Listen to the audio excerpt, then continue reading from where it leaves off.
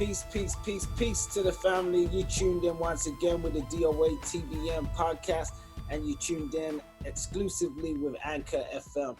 Now, I want to say peace to Anchor FM because they've been powering us for over a year right now, and they make sure they get this podcast on Spotify, Apple Podcasts, and all the major podcast platforms. And also, you can catch us on BatDaOnline.com, where we're always broadcasting off with the hot joints. Now, this episode, we have another special guest joining us this week on the Diary of a Tired Black Man podcast, should I say. And we're joined today by the astute TAWANDA MUHAMMAD.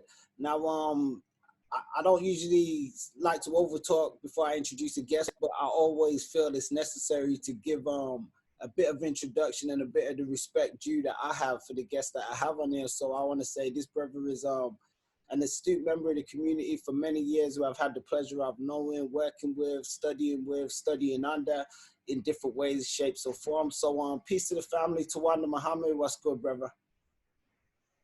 Peace, brother. Peace to the family. Olav, it's great. Very, very blessed to be having this here discussion with yourself, brother. Peace, man. Okay. So getting back into it once again, it's good to have you on here, and it's been a long time coming. We've definitely spoke in the past about getting something together and just timing and everything, but now we're in this lockdown. This is the time now.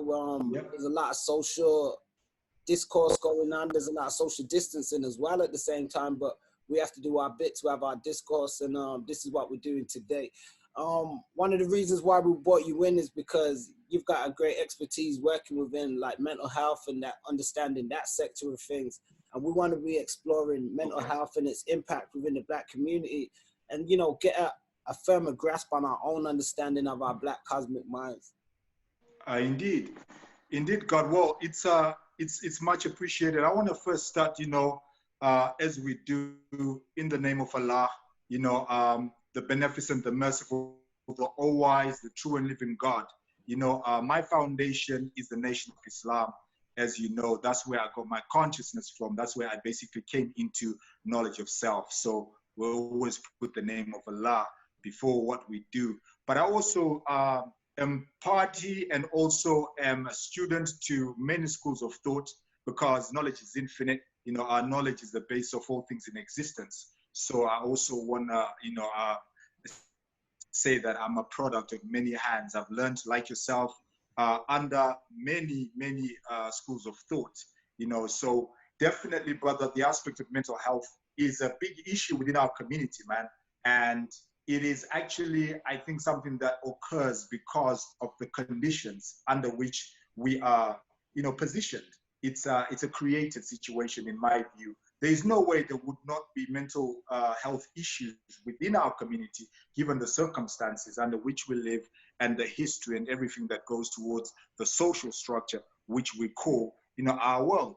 So, yes, God, I say God, of course, because that is who I see us to truly be, G-O-D, you and me, you know what I mean? So yeah, that's my meaning of God. It just means force times power. So peace.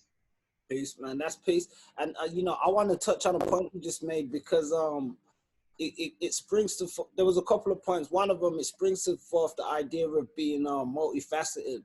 And in one aspect, some may say being multifaceted could be a sign of mental health or, having different ideas, different personalities and stuff like that.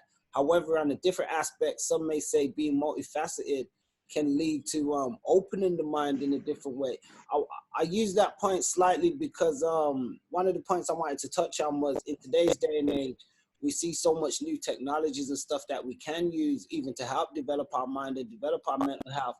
Do we stay in one sort of lane or one way to try and, develop ourselves? Or are we at a time where we need to be multifaceted at the same time, but does that multifacetedness still have a line of being able to bring confusion? I hear what you're saying, brother, and I appreciate the spirit of your question. As people, we are multifaceted, and that's because we're sentient beings, meaning that we are, we sense, and we have so many different senses, that we use just beyond the 6 that are known. Some researchers have said there's up to about 57 perceptives or senses with which we can actually communicate. So being multifaceted is a natural and a part of who we are. And I think when it comes to it being viewed as some kind of mental health issue per se, it just depends on the expression that one is allowed to express their genius through. And the many restrictions, that occur to that expression. And when you look at the fact that, I think to really go into it, we've got to start with looking at what the mind actually is. You know what I mean? And the understanding of what the mind is actually then what gives us a way to actually explain what may be or may not be occurring in what is called a mental health issue.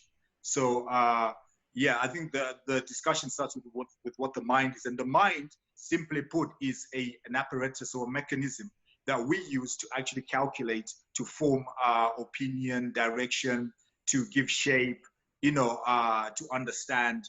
It's a supercomputer, basically, the super of supercomputers, the supreme computer, then, if you like. So if we look at the mind as this device that we have, and then we look at the mind as a tool of ours, and that we ourselves are not our minds, but the mind is something that we have. That's why you say my mind, or people say I'm in two minds, or all these other expressions. It's talking about basically how they are perceiving things. So it's to do with perception. So that's what we are actually dealing with. So now, depending on the observer and what the observer is themselves looking at, what their level of understanding is what then gives them, or in fact, as a tool, the mind can also be used against people, which is why we see a disproportionate rate of incarceration in what is called mental institutions amongst our people, in particular within the society. So it just depends on how it's being used. In looking at what the mind is, it's like saying your car, and therefore your car could be, fine-tuned if you keep the service, if you keep using the right fuel and the right lubricants and antifreeze and all those things that basically keep your car in good nick. Same with the mind. It's just about maintaining it, So yeah, that's how I would start with what the mind is, and say that it just depends on how an observer is observing the interaction of the person with the environment using his mind. Well, I mean, I definitely like the way you summed it up, God, and it brings a few points to mind, because one of them I was thinking, especially when you're giving the example of the mind and how it works, it springs to mind like a computer, a mechanism, or a tool.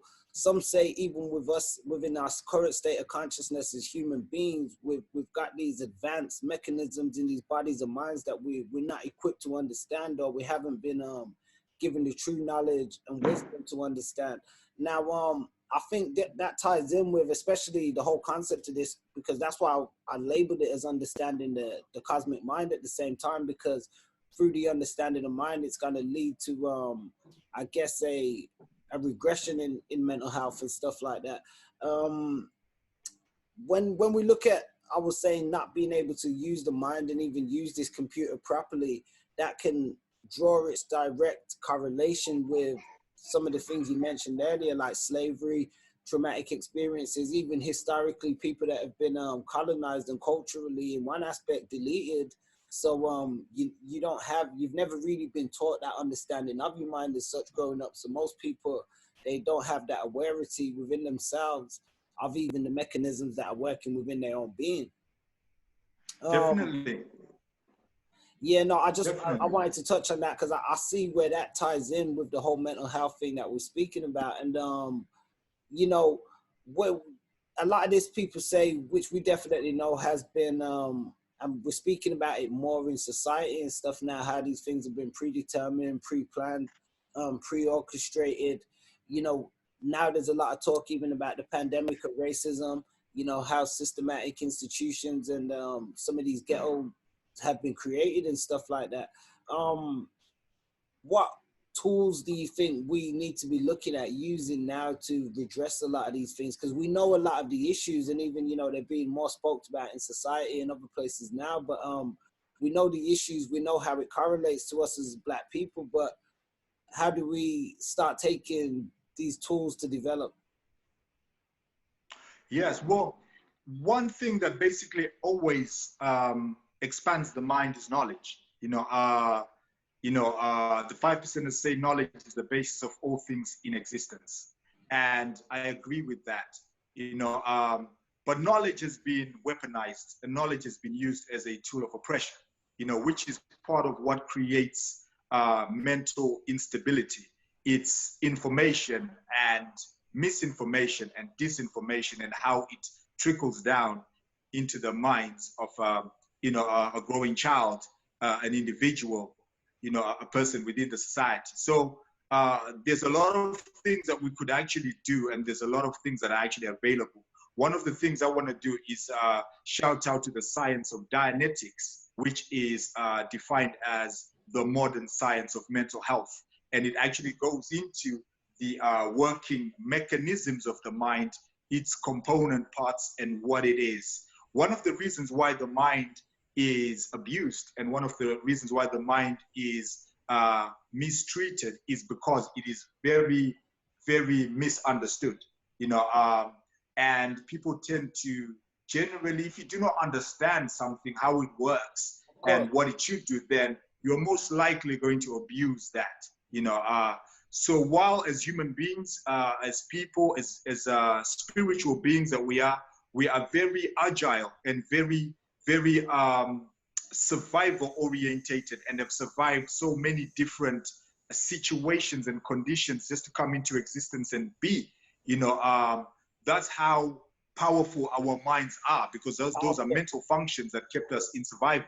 And that is in fact the purpose of the mind, to ensure our survival, which is why the mind is attacked by the suppressors and oppressors of the mind, because they know that should you allow the mind to gain its full potential, then there will be no slavery, there will be no apartheid, there will be no racism, there will be no slavery, there would be no subjugation, of Black people or other people, if you see what I mean. So, of course, again, it brings us to another mental science giant that graced us, and that is Dr. Frances Cress Welsing, based on the studies that she did on the mind, and also the studies of what was researched and written by Neely Fuller, which is basically looking at how the mind works, and how it is that the mind in this context is being used as a weapon against ourselves. But in order to do that justice, we would have to define racism, because that's the context in which we live. That's what we were born into, and that's what our people were brought into, through the great deluge, or the great slavery experience, that was heaped upon us. That was to facilitate and to spread and expand, the system of racism, which is equal to or the same as white supremacy, which is equal to apartheid, or all the names that we can give an institution that is ultimately injustice itself. That's basically where we have to start. We have to look at the constructs in which we're in, and also knowing that this construct has a time period of its origin, and when it started to actually expand and affect us. So we would have to go into, the discovery of the quote unquote New World, Hispaniola, through the advent of Christopher Columbus, financed by Queen Isabella and King Ferdinand of Spain. And it then leads to the discovery of what they say is America, which begs the question, how do you discover something that was already there? But, that's another discussion there altogether. I suppose you could discover it if it was already there, but you're discovering it for your own people or for your own cipher. Whereas, those that were there already, they knew it was there. then it would have to look at what that was about, the creation of capitalism and the, you know, feeding of capitalism by slavery, the case for slavery and bringing Black people being the survivors, the people that were able to survive, you know, the harsh realities of, you know, the slavery in itself as an institution, you know, the grueling aspect of it, which killed off the original slaves, which were white prisoners, and the Chinese and the Indians and the many other races, whereas the Black man was found to be, you know, a survivor of it because of our phenotype and our genotype, and basically our spirituality were able to survive what others were not able to survive. And so it became an economic reality. And in that economic reality, which is divisible into 9 parts, as Dr. Francis Cresswell's in the book, The ISIS Papers, makes very clear, you know, which is economics, education, entertainment, labor, law, politics, religion, sex, and war. Those are the 9 areas of people activity, or 9 areas of human relations. So those are the constructs, or a construct in itself that makes up this system in which we function and exist today, which we know as, you know, quote unquote democracy, because, you know, that is also another deception right there. Yeah, we can democracy. No, oh, definitely. You know, great points. And I mean, one of the things that was definitely interesting, because we speak about the time that we're in now, and it's a lockdown, and a lot of people are saying they feel as though they've been taken into captivity now. They feel as though they've become slaves in their own home, or they feel as though they're being oppressed, which is quite interesting, because what they've been reporting, saying, is they've seen a huge spike in mental health cases and stuff like that. And we're talking, some of these people are the same people who could go to restaurants before willy-nilly, they could go shopping before willy-nilly and things of that nature. And when we look at the history of what's been subjugated onto our people for years, you know, look, when you think what the contrast of the mental health must be then in comparison. It's definitely interesting. One of the points I wanted to touch on, because I know, especially with our people and with, you know, what we were speaking about earlier in the idea of being multifaceted, not many people will go from mentioning the, you know, Dr. Francis Cresswell's in the ISIS Papers, and still having the understanding of a book like Dianetics from L. Ron Hubbard.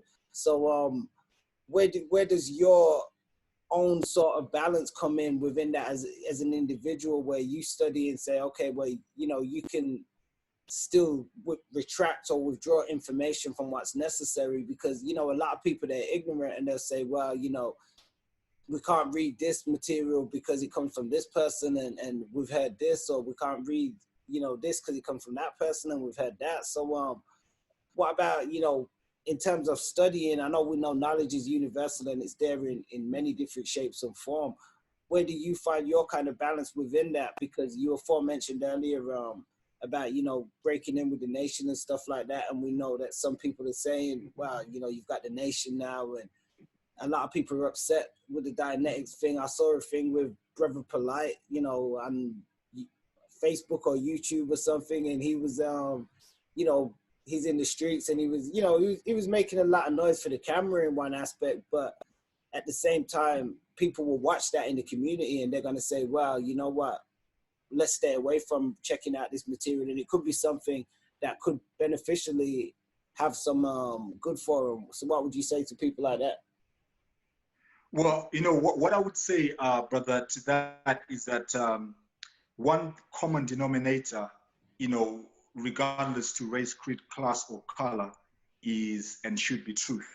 So what we need to do is look at the truth of something versus what we heard about it or what we think about it ourselves. You know, we have to take a scientific approach to things. And by scientific, the prefix for the word scientific or science is, you know, it's the word skill, which means knowing. So we have to get to know. And knowing is fundamental. Knowledge is fundamental in all our expressions. We've always been taught, man, know thyself.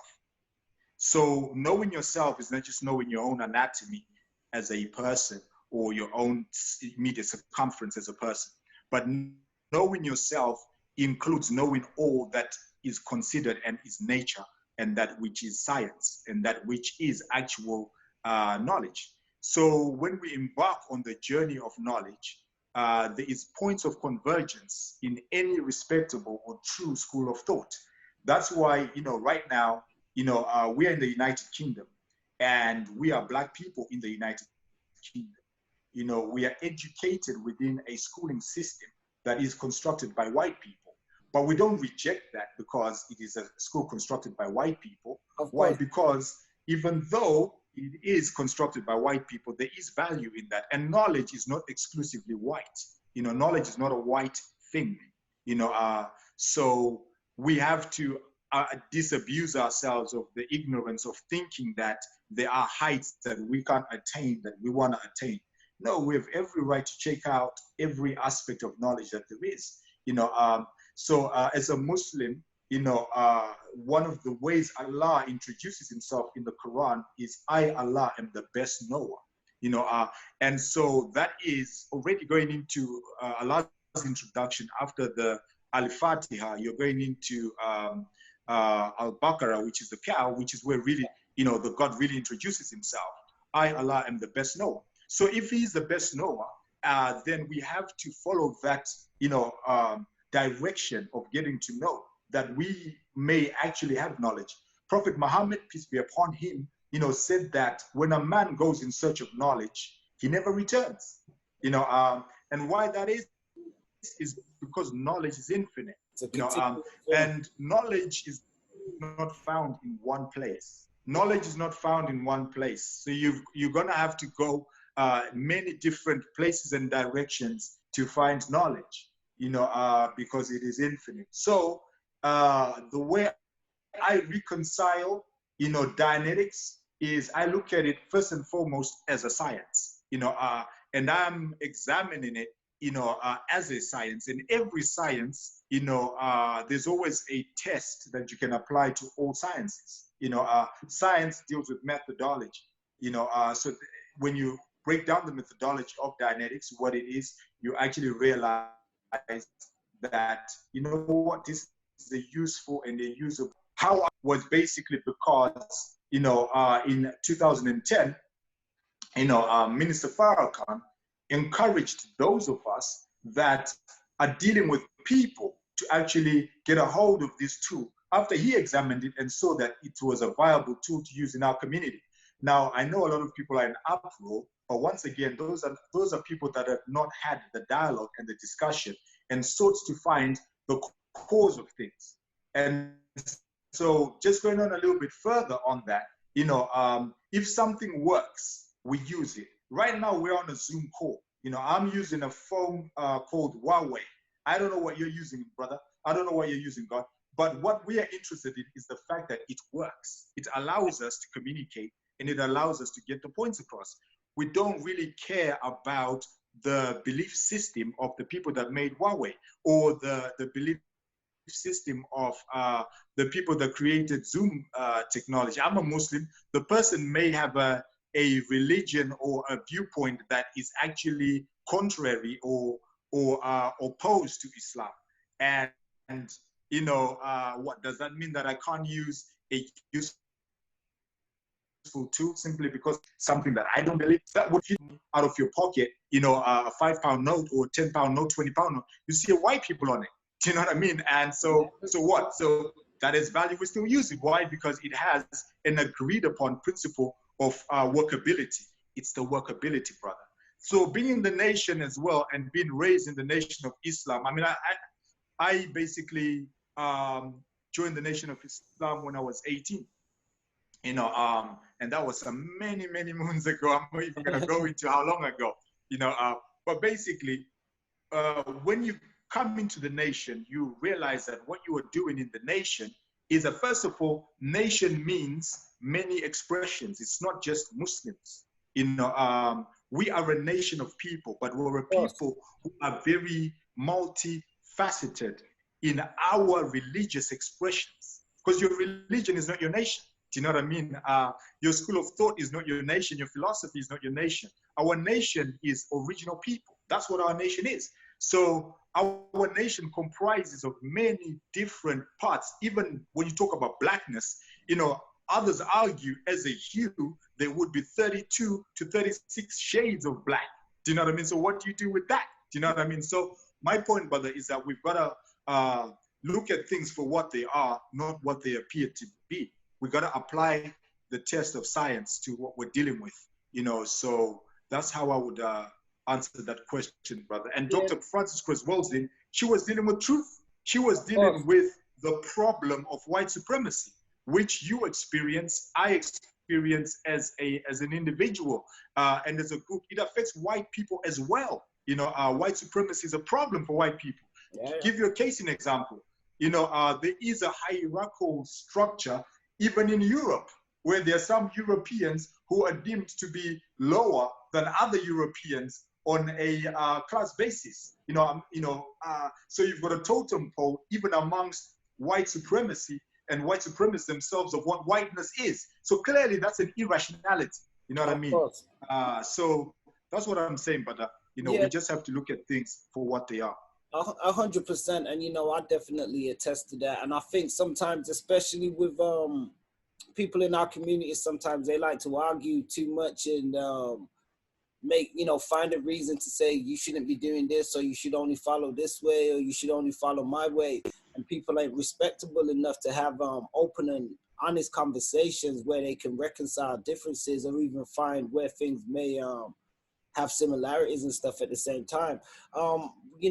This sort of ties me into our next point, because I feel as though I know it's something that's very important under the teachings of the Honorable Elijah Muhammad and within the nation, which is a need for a brotherhood code and stuff, and definitely operating under brotherhood principles and stuff. Because some of the stuff we're speaking about with people growing up in the conditions that many of us do and not having, the right fellowship or even mentorship ahead of us and around us, how important is it nowadays for us to still maintain and develop these codes of brotherhood, and what do you think, what challenges do you think we face to why we don't see more nowadays, even still? I mean, we do see little pockets within certain conscious communities and stuff, but why haven't we been able to sort of transcend that? What importance is it to have that sort of code of brotherhood?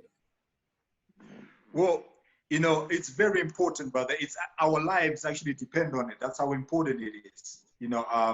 It's actually, the basis of our existence. And it is happening and has been happening on an incremental basis. I think when you understand what happened to Black people as a human reality, and as a group or mass of people, then you get to understand why brotherhood has been an issue. I was having a discussion with one of my brothers, the other day. We were talking about, if you look at the British Empire, for example, and its colonies, which had many different, I would say, cultures. You are looking at the rule of divide and rule, or the law of divide and rule, basically. And what that does is that it magnifies differences and seeks to create enmity, and this was very practical in order for the empire to rule. Do you know what I mean? So those codes of old have remained, and they're the opponents of us developing a code today that would unify us, make me look at you and you look at me, and we recognize that we are brothers. So that's basically what we've got to be able to witness and see, that very aspect, brother, of what makes us brothers. What is the same thing that makes us a nation? Exactly. We've got certain things in common.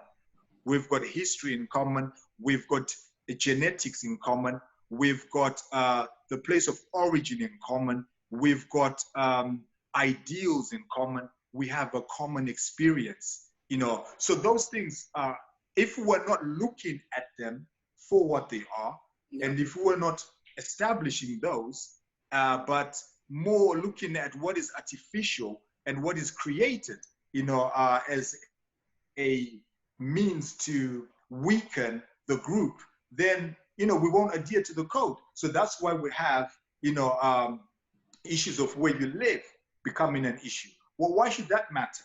Because we don't even own those areas anyway.